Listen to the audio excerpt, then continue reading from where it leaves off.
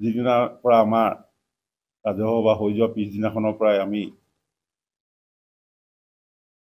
যথেষ্ট কষ্টৰে আমাৰ হাঁহচাৰ মৌজাটোৰ লগতে শিৱসাগৰ জিলাকে সামৰি অসমৰ বিভিন্ন প্ৰান্তত বা অসমৰ বাহিৰতো যিসকল আমাৰ প্ৰাক্তন ছাত্ৰ ছাত্ৰী আছে আমি টেলিফোনিক যোগে হওক বা ছ'চিয়েল মিডিয়াৰ যোগেদিয়ে হওক আমি যোগাযোগ কৰিবলৈ চেষ্টা কৰিছোঁ।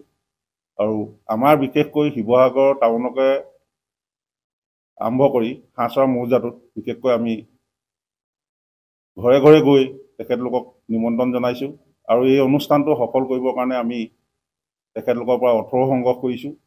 গতিকে আমি যিমান দূৰ আমাৰ প্ৰাক্তন ছাত্ৰ ছাত্ৰীসকললৈ গৈছোঁ আমি 99% 100% আমি তেওঁলোকৰ পৰা পূৰ্ণ সমৰ্থন পাইছোঁ বুলি ক'ব লাগিব আজিৰ ডেটলৈকে।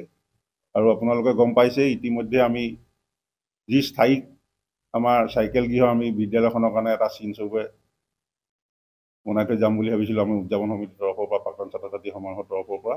এইটো ইতিমধ্যে আমাৰ নিৰ্মিত অৱস্থাত আছে আৰু অনুষ্ঠানটো হোৱাৰ আগে আগে সেইটো সম্পূৰ্ণ হৈ উঠিব বুলি আমি আশা ৰাখিছোঁ। বতৰে অকণমান বিধি পথালি দিয়াৰ কাৰণে অকণমান লেট হৈ গৈছে এইকেইদিনা। আৰু লগতে তাৰিখে সন্ধিয়ালৈ আমি উন্মোচন কৰিম ৰাইজৰ আগত। গতিকে বিশেষভাৱে আমি এইকেইটা কাম আমি হাতত লৈছোঁ আৰু ছাৰে কোৱাৰ আগতে বহুত অধীৰ আগ্ৰহেৰে বাট চাই আছোঁ সেই দিনটোত।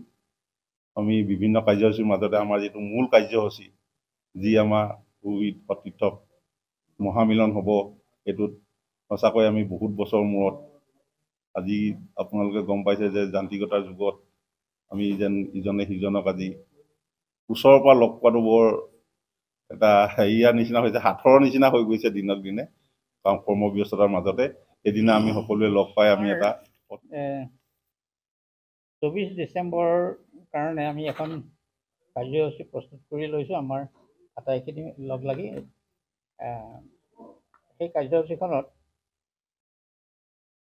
আছে পুৱা 7:30 বজাত পৰিৱেশ নিকাকৰণ, পুৱা 8 বজাত পতাকা উত্তোলন আৰু উত্তোলনৰ দায়িত্বত উদযাপন সমিতিৰ সভাপতি, তাৰমানে ময়ে সভাপতি হৈ আছোঁ, গতিকে আমাকে দায়িত্বটো দিছে। বিদ্যালয়ৰ পতাকা উত্তোলন কৰিব বৰ্তমান অধ্যক্ষ যতীন্দ্ৰনাথ চেতিয়াদেৱে। 8:30 বজাত স্মৃতি তৰ্পকদ্বয় হ'ল মনোজ বুঢ়াগোহাঁই, তেখেত এই বিদ্যালয়ৰ পৰিচালনা সমিতিৰ সভাপতি আৰু লগতে আমাৰ যিখন উদযাপন সমিতি সেইখনৰ কাৰ্যকৰী সভাপতি। তাৰপিছত আৰু তৰ্পণ কৰিব প্ৰবীণ কোঁৱৰ, মুখ্য সম্পাদক। প্ৰবীণ কোঁৱৰো শিৱসাগৰ জিলা। তাৰপিছত মুখ্য অতিথি থাকিব সেই মুকলি সভাত ডক্টৰ জ্যোতিপ্ৰসাদ শইকীয়া, উপাচাৰ্য বীৰাংগনা সতী সাধনী ৰাজ্যিক বিশ্ববিদ্যালয়। বিশিষ্ট অতিথি হিচাপে থাকিব শ্ৰীযুত তপন কুমাৰ গগৈ, আমাৰ সাংসদ যোৰহাট সমষ্টি। তাৰপিছতে শ্ৰীযুত অখিল গগৈ, বিধায়ক শিৱসাগৰ সমষ্টি। তাৰপিছত দিনৰ 1 বজাৰ পৰা আছে শহীদ সতীৰ্থৰ স্মৃতি ৰোমন্থন। যিহেতু ক'লোৱেই নহয় আমি 45-ৰ পৰা এই ওচৰলৈকে যিমানখিনি প্ৰাক্তন ছাত্ৰ ছাত্ৰী আছে আমি সকলো লগ হ'ম আৰু আমি আশা ৰাখিছোঁ আমাৰ অন্তৰবোৰ সেইদিনা আনন্দৰে নধৰা হ'ব। আমি সেইদিনা দিনটো কেনেকৈ উদযাপন কৰিম ভাবিয়েই বৰ বেলেগ লাগিছে, যেন আমাৰ সেই দুৰ্গা পূজাটোহে আহিছে। সৰু হৈ থাকোঁতে দুৰ্গা পূজাটো আহি পেলাই যেনেকুৱা লাগে আমাৰ তেনেকুৱাই লাগিছে। এই সমাৰোহখন যাতে সকলো ফালৰ পৰা সাফল্যমণ্ডিত হয় সেইটো আমি আশা ৰাখিছোঁ আৰু সেইটো সম্ভৱ হ'ব কেৱল আপোনালোকৰ সাংবাদিকসকলৰ সহযোগিতাৰ যোগেদি। আপোনালোকক বাদ দি আমাৰ কোনো কাম সম্ভৱ নহ'ব। আমি ইতিমধ্যে যথেষ্ট চেষ্টা কৰিছোঁ এই কাৰ্যসূচীটো সাফল্যমণ্ডিত কৰিবৰ কাৰণে। আমাৰ উদযাপন সমিতি, যাক আমি নামটো বেলেগ এটা দি থোৱা আছে, উদযাপন সমিতিৰ যোগেদি আমি কেইটামান উন্নয়নৰ যোগেদি আমি এইটো সম্পন্ন কৰিছোঁ।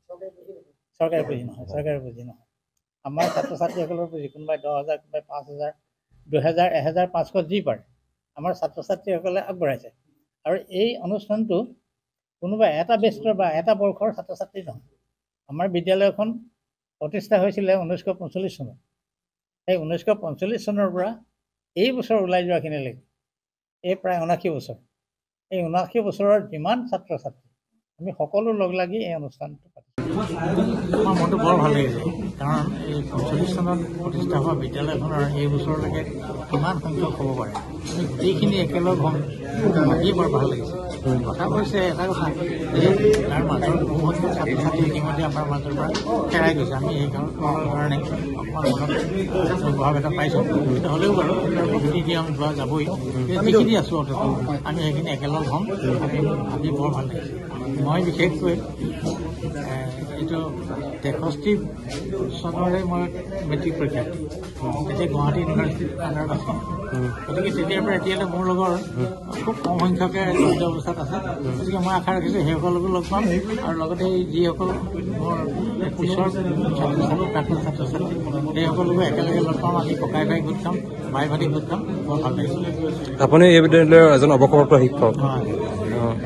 এই বিদ্যালয়ত 1974 চনত সহকাৰী শিক্ষক হিচাপে যোগদান কৰিলোঁ আগতে মই ইয়াতে পঢ়া ইয়াৰ পৰা ওলাই গৈ পিছত কিবা কিবি কৰি মেলি উত্তৰ চাকৰিও কৰিলোঁ গ্ৰেজুৱেশ্যন ল'লোঁ তাৰপিছত এটা সময়ত 1974 চনত ইয়াত সহকাৰী শিক্ষক হিচাপে মই যোগদান কৰিলোঁ আৰু সময়ত গৈ 2006 চনত অধ্যক্ষ হিচাপে মই ইয়াৰ পৰা অৱসৰ ল'লোঁ